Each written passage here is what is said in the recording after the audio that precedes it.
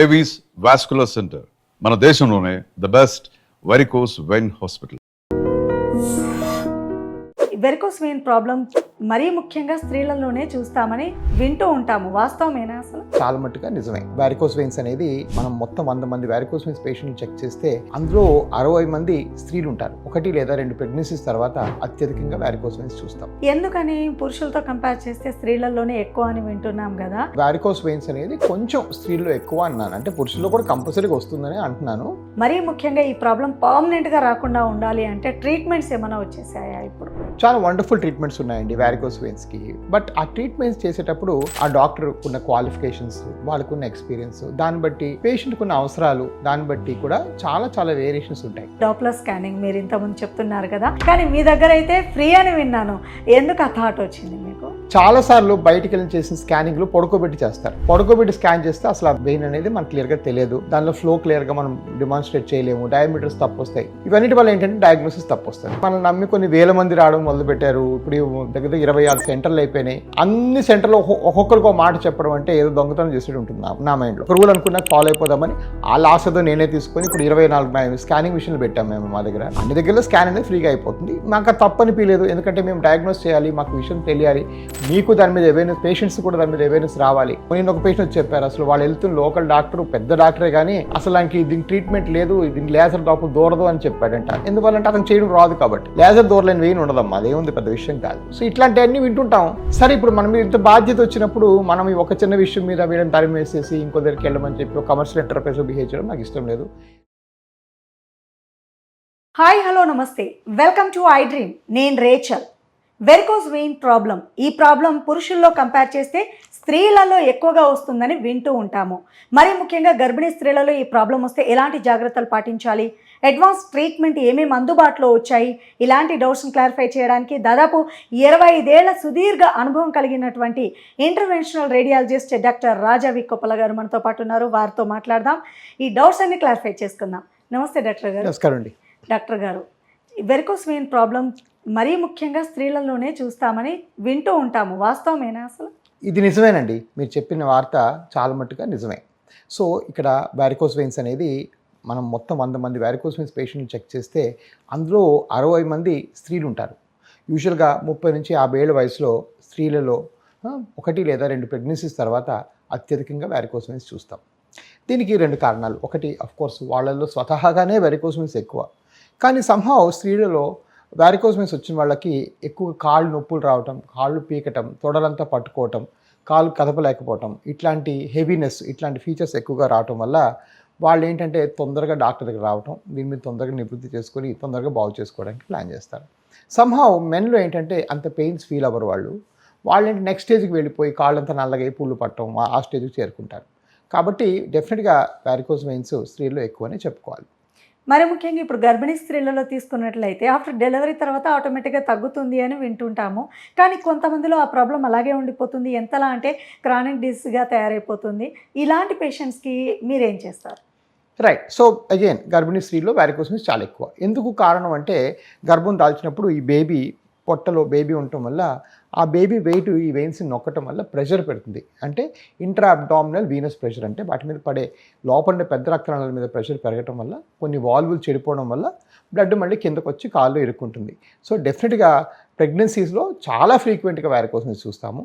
Pregnancy finish అయిపోయిన తర్వాత 3 to 6 months పీరియడ్లో దీని యొక్క చాలా మందిలో ఆటోమేటిక్గా నయం అయిపోతాయి. కొంతమందిలో కంటిన్యూ అయితే మాత్రం వాళ్ళకి ట్రీట్మెంట్ చేయడం చాలా అవసరం. అంటే ప్రతి ఒక్క గర్భిణీ స్త్రీలలో ఈ ప్రాబ్లం వస్తుందా డాక్టర్ గారు? ప్రతి ఒక్కటి చెప్పలేమమ్మా, 10లో 4 వస్తుంది.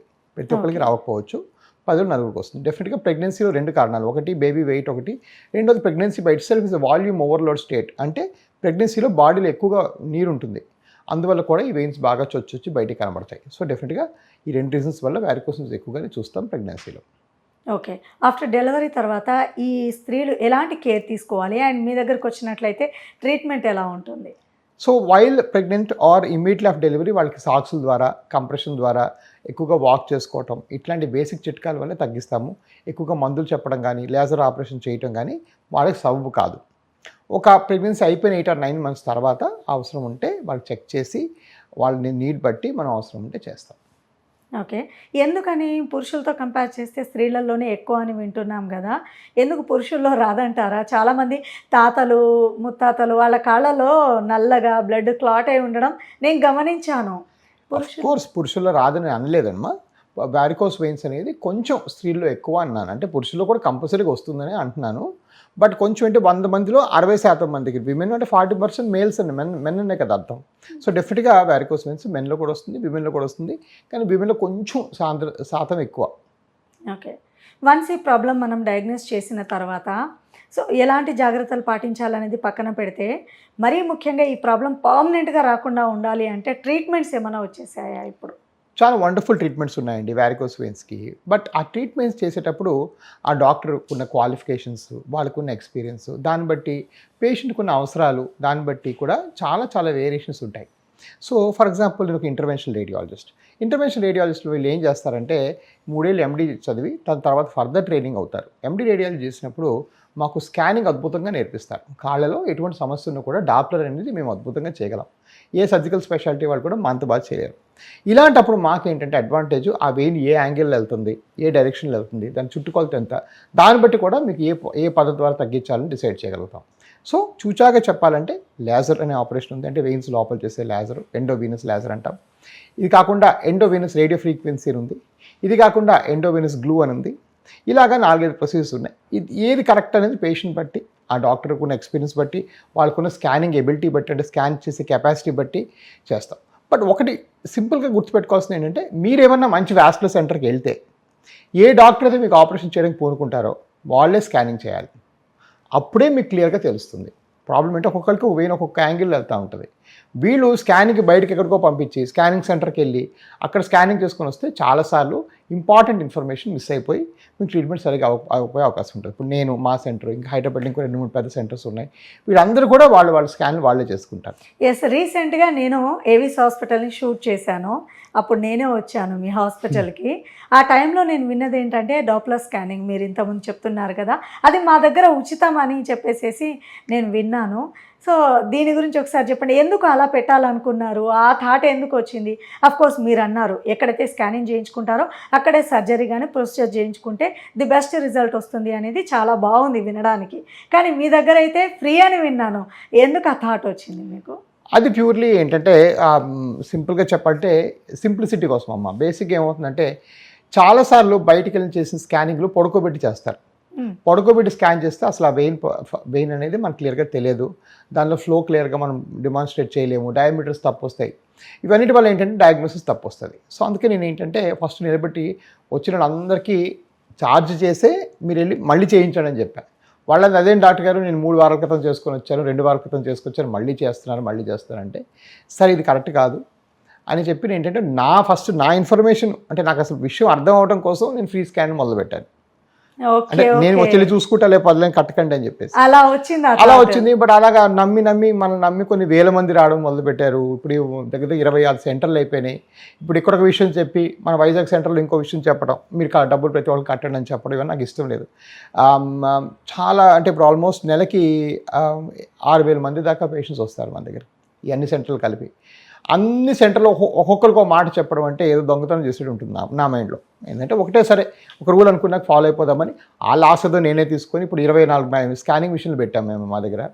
అన్ని దగ్గరలో స్కాన్ అనేది ఫ్రీగా అయిపోతుంది. మాకు అది తప్పని పీలేదు, ఎందుకంటే మేము డయాగ్నోస్ చేయాలి, మాకు విషయం తెలియాలి, మీకు దాని మీద అవేర్నెస్, పేషెంట్స్ కూడా దాని మీద అవేర్నెస్ రావాలి. దీని మీద చాలా అవేర్నెస్ లోపం ఉంది మన దేశంలో. ఏంటంటే ఇవి నరాలు ఉబ్బినాయి నెగ్లెక్ట్ చేస్తారు.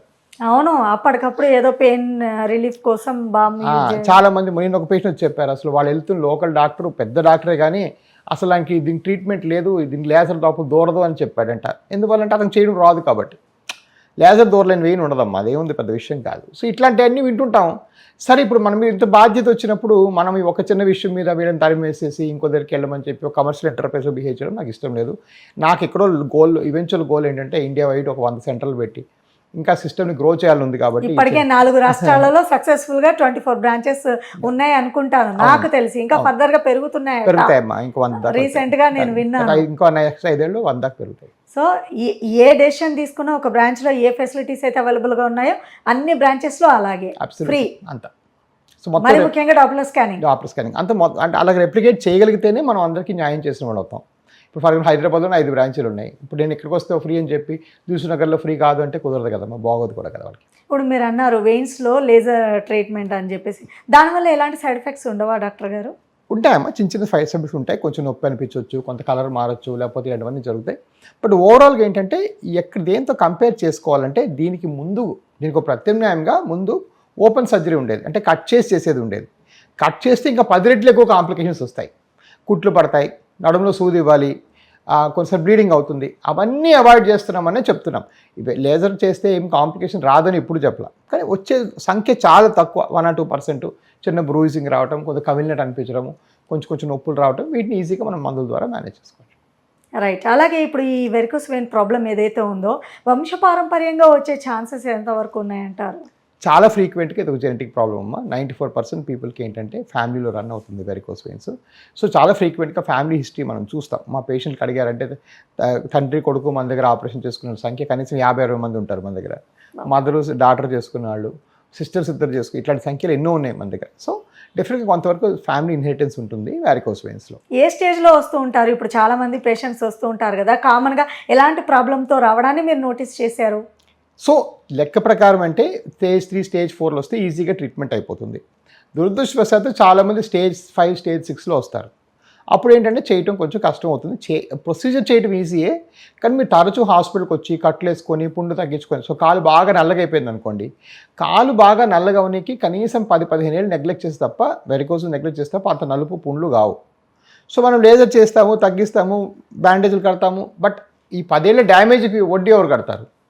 సో దానికి కూడా మనం కొంచెం క్రానిక్గా కొంతమంది కోరుకుంటారు. దానికి తోడు కొంతమంది ఏంటంటే సోషల్ మీడియాలో అంతా రాంగ్ స్ప్రెడ్ చేయటం, అది గ్యారంటీ వారంటీ, ఎవరు గ్యారంటీ ఏముంటుందమ్మా? అసలు హెల్త్ కేర్కే గ్యారంటీ లేదు. మనం ఆ మనిషి ఆరోగ్యంకి గ్యారంటీ వారంటీలు ఏముంటాయి? బట్ అట్లా గ్యారంటీ ఇస్తామని ఎవరో చెప్తే నేను అక్కడే పోయి ఉండాల్సి, గ్యారంటీ ఇచ్చే వెరికోస్ చేసే కెపాసిటీ ఎవరికి లేదు. నేను రాసిస్తాను స్టాంప్ పేపర్ మీద. మనం అందరికీ చెప్పే విషయం ఏంటంటే, సోషల్ మీడియాలో మీరు అన్నట్టు పర్మనెంట్ క్యూర్ అయిపోతుంది, ఇంకా మళ్ళీ రాదు, దీనికి మెయిన్ గ్యారంటీ అది అసలు ఏది కాదు. ఇప్పుడు ఇదే కాదు, గుండెలో స్టెంట్ వేస్తాము, అది కూడా పర్మనెంట్ గ్యారంటీ ఏముంటుంది? స్టెంట్ కూడా బ్లాక్ అయ్యే అవకాశం ఉంటుంది. అదేవిధంగా మోకాలు ఆపరేట్ చేస్తాము, ప్రతి వాడు నడుస్తాను గ్యారంటీ లేదు కదా. సో ఇట్లా ఎన్నో ఉంటాయి. సరే, వాటి గురించి మనం మాట్లాడక్కర్లేదు. మనం మాట్లాడాల్సిన విషయం ఏంటంటే, మేము డాక్టర్లుగా, నేనైతేనేమి, రేపు పొద్దున మోకాలు డాక్టర్ అయితే, గుండె డాక్టర్ అయితేనేమి, ఎవరైనా అసెస్మెంట్ చేసుకునే విషయం ఏంటంటే, ఇది చేసుకునే వాడి జీవితం చేసుకోని వాడి జీవితం కన్నా బాగుంటుందా? అప్పుడు చేస్తాం. పర్పస్ ఆఫ్ మెడిసిన్ ఏంటంటే, జ్వరం వస్తే క్రోసిన్ మాత్రం వేసుకుంటే, ఈ క్రోసిన్ వేసుకున్న వాడి బతుకు బాగుంటుంది, వేసుకున్న జ్వరంతో సఫర్ అవుతాడు. అంతేకాని వచ్చేయాడ జ్వరం రాదని చేయం. ఇప్పుడు మీరు చేసే ట్రీట్మెంట్లో సక్సెస్ రేట్ ఎంత ఉంటుంది? అంటే చాలా బెటర్గా చేస్తారని విన్నాము. అడ్వాన్స్ ట్రీట్మెంట్ మీ దగ్గర మాత్రమే అందుబాటులో ఉంది అని చాలా సందర్భాల్లో చెప్పడం విన్నాను, అండ్ మీ హాస్పిటల్లో కూడా రీసెంట్గా చూసాము. సో సక్సెస్ రేట్ ఎట్లా ఉంటుంది అని? సక్సెస్ రేట్ 97-98% ఉంటుందమ్మా. 2-3%లో మళ్ళీ వెయిన్స్ వెనక్కి వచ్చే అవకాశం ఉంటుంది. 90% మందిలో రావు. సో మన సక్సెస్ రేట్ అంతకన్నా ఇంకా ఇంప్రూవ్డ్ ఉంటుంది. మాకు అంతకన్నా తక్కువ మంది వస్తారు. ఇక్కడ గమనించాల్సిన విషయం ఏంటంటే, వారికోస్ వెయిన్స్కి ఇంకో పేరు ఏంటంటే క్రానిక్ వీనస్ ఇన్సఫిషియన్సీ. ఆ డయాగ్నోస్లోనే పదం క్రానిక్ అనే పదం ఉంది. సో ఇక్కడ గుర్తుపెట్టుకున్న విషయం ఏంటంటే, మళ్ళీ వచ్చే అవకాశం 1 or 2% ఉంటుంది. దానికి చిన్న ఇంజెక్షన్ ద్వారా కానీ, మంచి ట్రీట్మెంట్ ద్వారా కానీ, పేషెంట్ చెప్పిన జాగ్రత్తలు తీసుకోవటం వల్ల కానీ, లేదంటే బరువు తగ్గటం వల్ల కానీ ఆ ఫ్యూచర్లో వచ్చే అవకాశం బాగా తగ్గించుకోవచ్చు. ఓకే. ఇప్పుడు ఈ ట్రీట్మెంట్ దాదాపు 1-2 డేస్లో అయిపోతుంది అని విన్నాము. వెళ్ళిపోవచ్చు పేషెంట్, వెంటనే ఉండాల్సిన అవసరం లేదు అని కూడా లాస్ట్ టైం వచ్చినప్పుడు నేను నోటీస్ చేశాను. సో పేషెంట్ ఆ తర్వాత డైలీ యాక్టివిటీస్ చేసుకోవచ్చా అనేది ఒక క్వశ్చన్. రైట్. సో ఇది చేసుకున్న సేమ్ డే వెళ్ళిపోవచ్చు. 1 day 2 days కూడా ఉండాల్సిన అవసరం లేదు. చేసుకున్న సేమ్ డే సాయంకాలం మీరు ఇంటికి వెళ్ళిపోవచ్చు. బైక్ నడపొచ్చా డాక్టర్? అన్నీ చేసుకోవచ్చు. బళ్ళు నడపచ్చు, అన్నీ చేసుకోవచ్చు. పనులన్నీ యథావిధిగా చేసుకోవచ్చు. మెట్లు ఎక్కొచ్చు, దిగొచ్చు. ఆహార పరిమితులు ఏమి ఉండవు. సో వారికోస్ వెయిన్స్కి మీకు అటువంటి రిస్ట్రిక్షన్స్ ఏమి ఉండవు. సో మీరు వెంటనే అన్నీ చేసుకోవచ్చు. ఇప్పుడు గర్భిణీ స్త్రీలలో బీపీ, షుగర్ ఉంది అనుకుందాము. అలాంటి పేషెంట్కి ఈ ప్రాబ్లం వచ్చినట్లయితే మీ ట్రీట్మెంట్ ఎలా ఉంటుంది? సో అగైన్ గర్భిణీ స్త్రీలకి లేజర్లు అన్ని చేయడం సబబు కాదమ్మా. సో వాళ్ళకి ఏంటంటే సాక్స్లు ఇచ్చి మీరు ఆ ఉన్న గైనిక్ డాక్టర్ దగ్గరే ఫాలో అప్ అవ్వడం అని చెప్తాము. వాళ్ళకి యూజువల్గా పెద్దగా ఆ స్టేజ్లో ఇంటర్వ్యూ నవ్వము. ఆల్మోస్ట్ వీళ్ళందరికీ ఈ గర్భం దాల్చక ముందే వెయిన్స్ ఉంటాయి. వాళ్ళు అప్పుడు దాన్ని పట్టించుకోకపోవడం కానీ చూపించుకోకపోవడం కానీ చేస్తారు. కాబట్టి ఇప్పుడు సడన్గా వాళ్ళకున్న వేరే ప్రయారిటీస్ని మనం పక్కన పెట్టి మనం ఆ వెయిన్స్ బాగు చేయకుండా వాటి మేనేజ్ చేసి ఫ్యూచర్లో అంతా అయిపోయిన గర్భం ఫినిష్ అయిపోయినాక తర్వాత ఎప్పుడు చేసుకుందామని చెప్తాం. రైట్. ఇప్పుడు చాలామంది మీరు పేషెంట్లను చూస్తూ ఉంటారు, ఈ ప్రాబ్లం స్టేజ్ దాటిపోయిన తర్వాత వచ్చే వాళ్ళే ఎక్కువ అని అన్నారు. అయితే ఇక్కడ మేజర్ డౌట్ ఏంటంటే, ఇప్పుడు పేషెంట్స్ వచ్చిన తర్వాత వాళ్ళు డాక్టర్ని రకరకాల యూట్యూబ్లలో సోషల్ మీడియాలో సమాచారాన్ని తెలుసుకొని వాళ్ళే ట్రీట్మెంట్ చెప్పేయడం ఈ మధ్య కాలంలో చూస్తున్నాము. మాకు ఈ ప్రాబ్లం ఉందండి, ఇలా చేయండి, ఇలా చెప్పిన సందర్భాలు మీరు చూసారా డాక్టర్ గారు? చాలా ఎక్కువ చూస్తాము. దాన్ని మేము గూగుల్ డాక్టర్స్ అంటాము. సో గూగుల్ చూసి కానీ చాట్ జీపీటీ చూసి కానీ చాలామంది వస్తారు, అడుగుతారు. నేను చాలా మట్టుగా దానిలో ఏమన్నా మంచి ప్రశ్నలో దానివల్ల ఉద్భవించి మీరు అడిగితే నేను తప్పు పట్టను.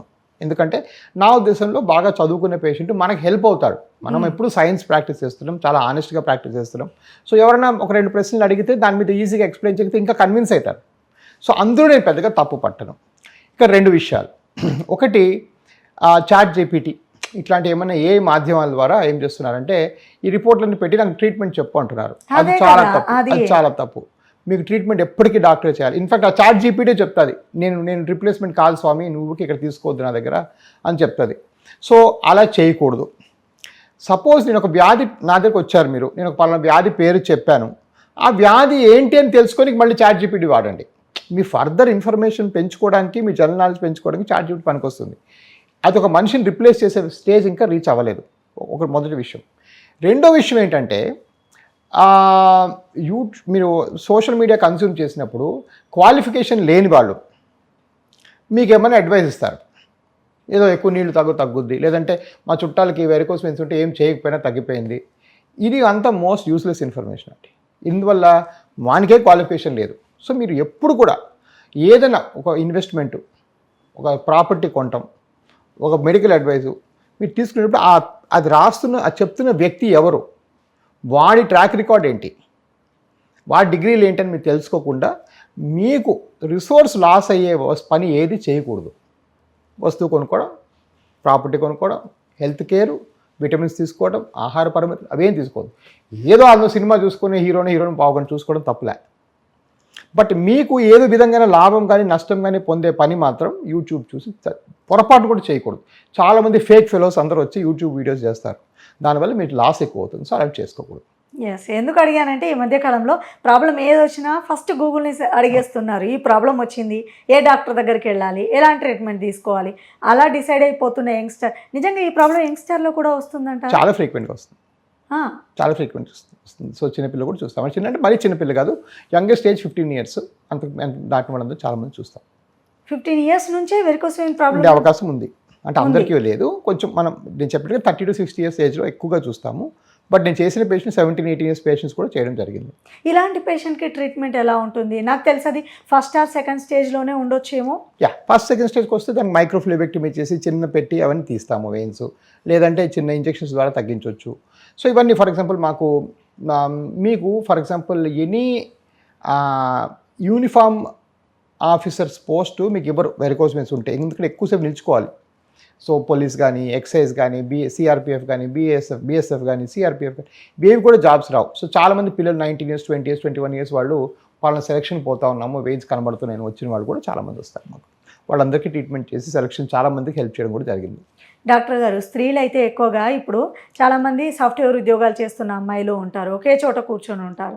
ఇంకా కొంతమంది స్త్రీలేమో ఇంట్లో వంట చేస్తూ అదే వ్యాయామం అన్నట్టు సరిపోతుంది అన్నట్టు ఫీల్ అవుతుంటారు.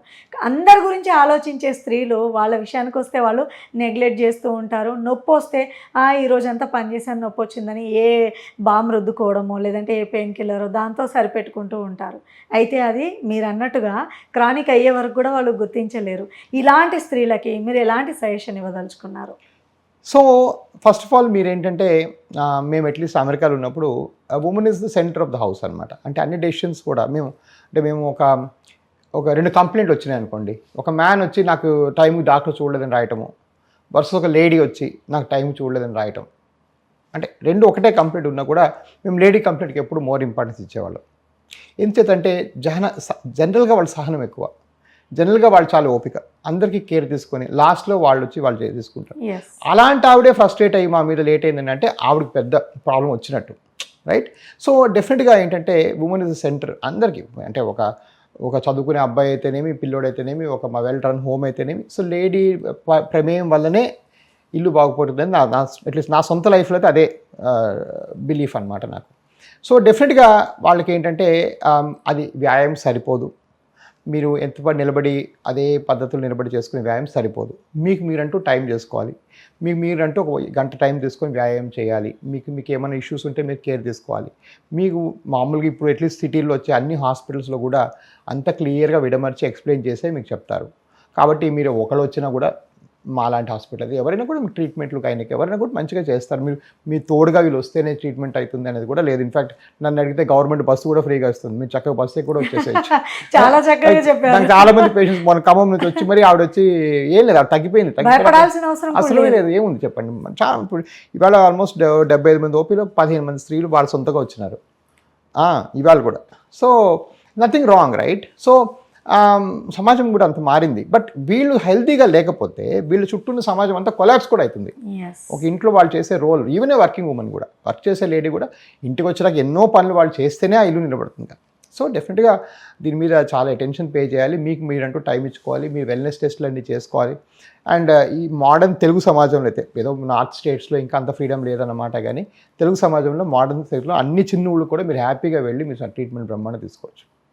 చాలా వాల్యుబుల్ సజెషన్ ఇచ్చారు రాజా గారు. నిజంగా భయపడుతూ ఉంటారు స్త్రీలు, మాకు అవసరమా ఇప్పుడు, సరే చూద్దాంలే అని ఆలస్యం వహించి అది తగ్గని నొప్పిగా తీసుకునే స్త్రీలకి మీరు వాళ్ళ గురించి వాళ్ళు టైం కేటాయించాలని చాలా వాల్యుబుల్ ఇన్ఫర్మేషన్ ఇచ్చారు. థ్యాంక్ యూ సో మచ్ అండి.